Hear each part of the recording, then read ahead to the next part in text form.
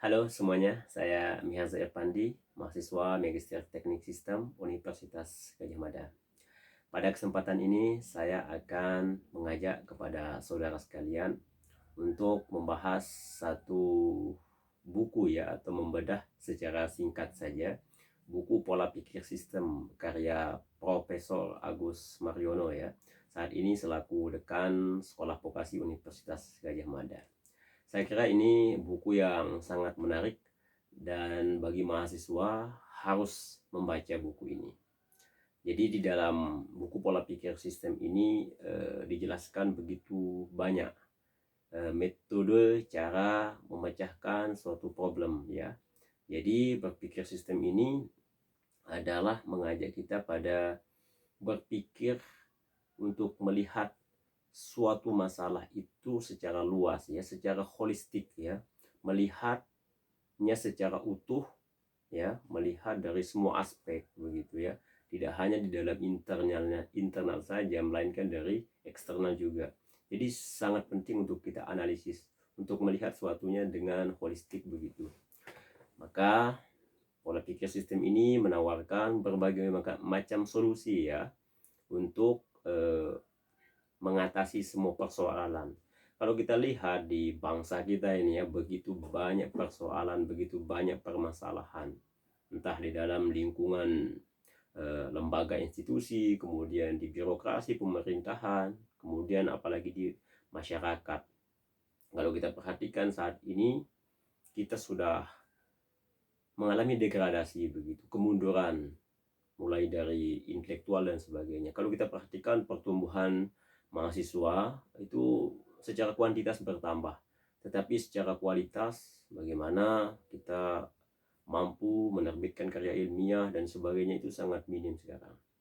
Dan begitu banyak permasalahan di bangsa kita ya, mulai contohnya dalam lingkungan kita ya, terkait dengan sampah begitu ya. Sampah ini salah satu menjadi problem yang serius ya. Hampir setiap tahun itu selalu menjadi keadaan yang tidak sehat ya. Kemudian banjir, longsor, dan banyak hal lainnya.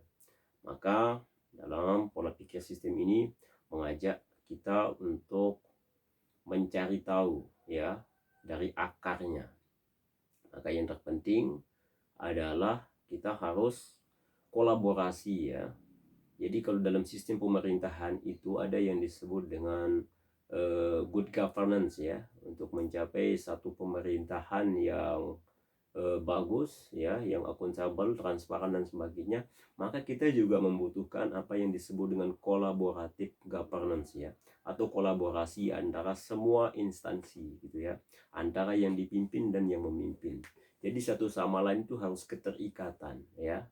Misalkan antara kampus di lingkungan akademik begitu, antara mahasiswa, dosen, itu satu sama lainnya itu harus berkolaborasi. Mereka harus kerjasama satu dan lainnya. Baru tercipta yang disebut dengan good governance.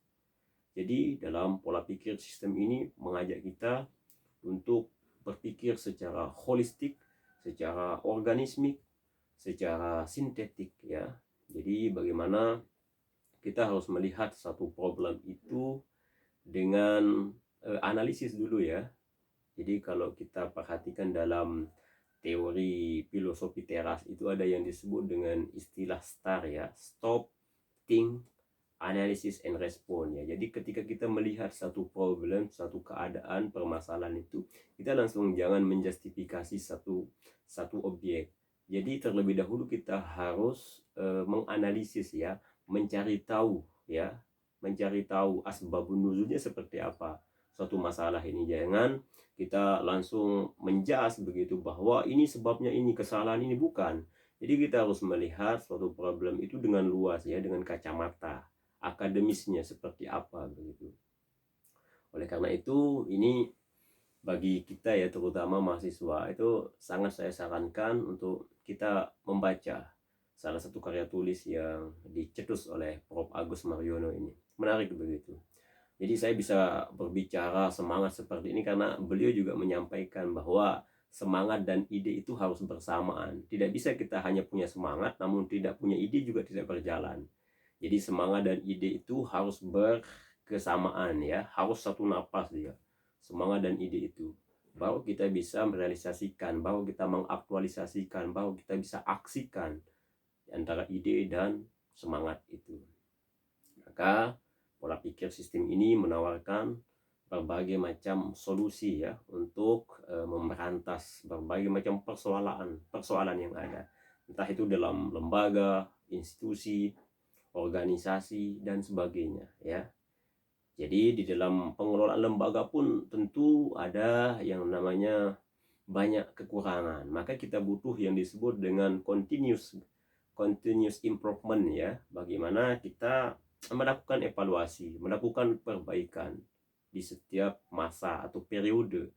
Maka itu sesuatu yang harus dilakukan untuk kita untuk mencapai suatu tujuan atau goals yang kita inginkan. Maka kita perlu untuk melihat suatu keadaan itu betul-betul secara holistik ya, melihatnya dari berbagai macam aspek ya. Yang pertama itu tentu kita harus klarifikasi dulu ya, melihat permasalahannya dari hulunya ya, dari akar rumputnya seperti apa. Jadi kita petakan dulu, kita libatkan dulu semua elemen atau semua komponen itu. Jangan memutuskan sendiri tentang satu perkara. Jadi kita harus libatkan semua gitu ya, antara komponen-komponen yang terkait begitu. Seperti yang saya sampaikan tadi, yaitu tentang kolaboratif ya, kolaborasi. Nah, maka itu yang ditawarkan oleh pola pikir sistem itu ya. Tentu di situ juga banyak dijelaskan sih. Kalau kita perhatikan ya, bagaimana membangun network ya, sangat penting. Sangat penting. Bagaimana kita untuk mempertajam analisis, bagaimana di situ juga dijelaskan untuk knowledge ya, pengetahuan itu sangat penting. Kemudian bagaimana pengalaman ya, pengalaman itu juga sangat penting. Kemudian yang tidak kalah penting di dalam pengelolaan suatu sistem itu adalah attitude ya, atau etika, adab. Itu sangat penting di dalam sebuah perusahaan ya. Jadi antara pengetahuan terus kemudian pengalaman dan attitude ini yang tidak bisa dipisahkan. Jadi ketiganya ini harus dijalankan ya dengan bersamaan, sehingga kita akan mencapai suatu tujuan yang baik. Nah, saya kira itu pada kesempatan ini yang bisa saya sampaikan melalui video singkat ini terkait dengan isi atau gambaran singkat sedikit daripada buku pola pikir sistem.